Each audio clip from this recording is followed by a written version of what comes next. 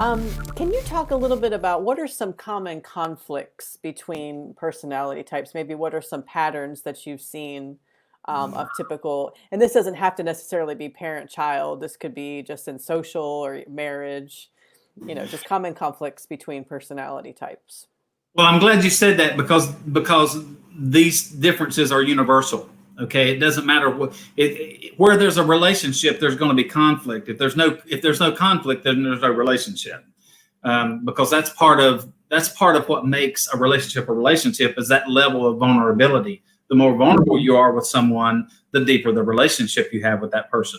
And you can't be vulnerable with someone if you're not willing to hear what it is that's going on in their world too. If it's all one-sided, that's not a relationship, Right. So anyway, the way in which, for example, I can remember when Mandy and I were early in this process of learning our personalities.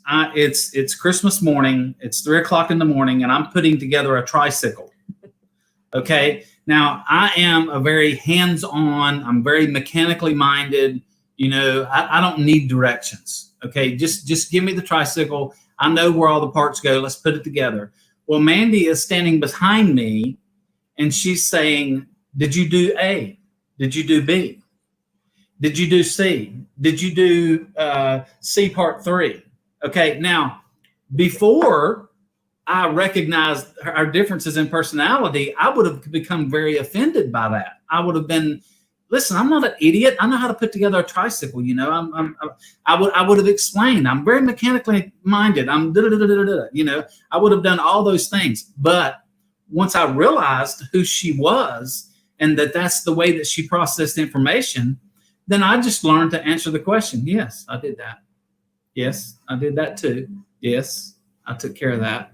I didn't do it in that order, but see, this part, it doesn't matter which way you put these together. What's important is that these two pieces are put together correctly. And I've put those pieces, and that's the way she was just processing. Oh, okay. Oh, I understand now, Keith. That makes sense.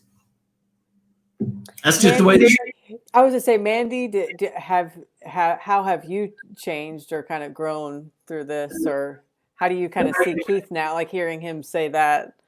I think that knowing that has allowed me to, at least not always, but in many situations, be able to sit back and be like, okay, just don't say anything. He's got this, and trust that a little bit more.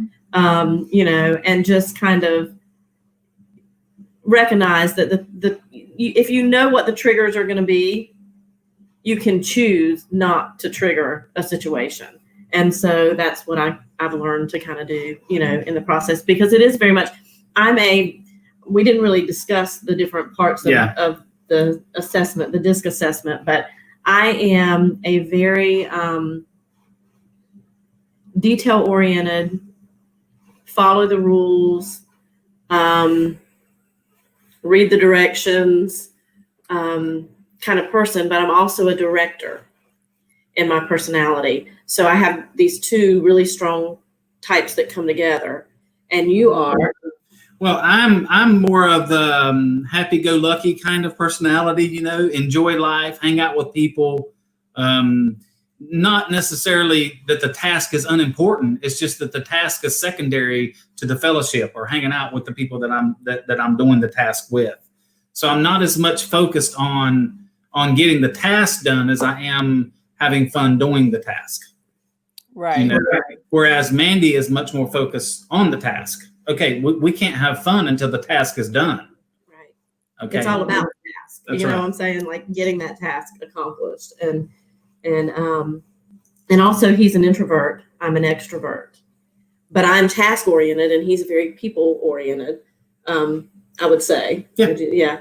And but I also am people oriented, but my task orientation takes over first, if that makes sense. So I kind of ride a line there. But I can remember early on as a pastor's wife, how that affected things we were planting a church, and we would go in the mornings and we would set up for our services. Well, I knew when I got there, I had to do A, B, C, and D in order to get us to where we needed to be to start our service that morning. So I would go, and I'm not a morning person either. So I really don't want you to talk to me before 10 o'clock in the morning anyway. And I would have to be there early. Okay. So I'm getting there, and I'm getting there early, and I've got a list of tasks to do. And I don't really want to talk to anybody because I'm not there yet. And so I would go in and I would begin doing these tasks. And over time, I realized that there were issues developing with other individuals on our team, because they were like, she just comes in here and she just starts doing stuff, and she doesn't talk to us, and she doesn't even, so I wasn't She's bossy. What kind of pastor comes in and doesn't love on you and speak to you first thing. And, so I didn't fit that mold. And I had to really learn and grow through that, and learn that, wait a minute, the task is not the most important thing when you're walking in to the building to set up for a church, service. It is important, but it's not the most important thing. The people are. And, and beginning to kind of process that. So there's a lot of growth that takes place when you start to understand, this is my personality, but this is not their personality, and, so it was pretty. So the goal is, if you really want to have relationship with someone who has a different personality than you, then the first step is knowing what their personality is. I call it having class. When you can connect with anyone, whatever their personality is, if you can connect with them, because it doesn't take me long. Of course, I do this for a living, but it doesn't take me very long to figure out exactly what their personality type is.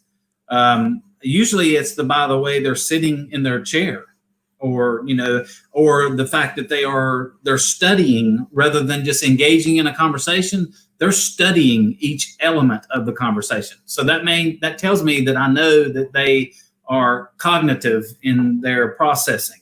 So it doesn't take me long to figure that out.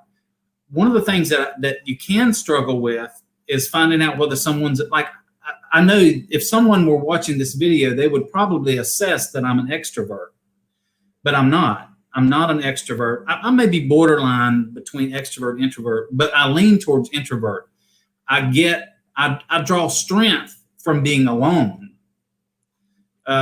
Whereas people who are fully extroverted, they draw that strength from being around people.